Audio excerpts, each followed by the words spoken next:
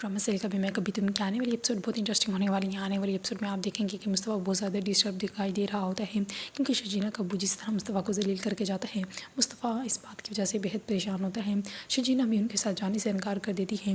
मुस्तफ़ा को अब शजीना पर गुस्सा आ रहा होता है कि अगर शजीना उनके घर चली जाती तो कम से कम मुझे किसी की बातें तो ना सुनना पड़ती।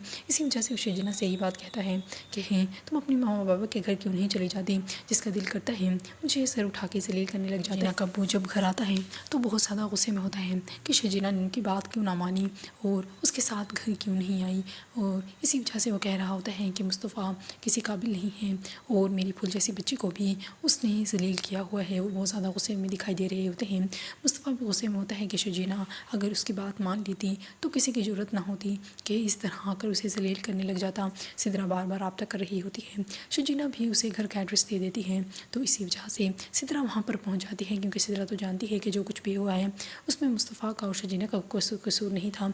अब जब वो घर पहुँच जाती है तो मुस्तफ़ा को गुस्सा आने लग जाता है। मुस्तफ़ा समझ जाता है कि शजीना ने इस घर का एड्रेस दिया होगा और साफ साफ सिदरा से कह देता है कि उस घर वालों से मेरा कोई ताल्लुक़ नहीं, इसी वजह से तुम दोबारा कभी ना आना।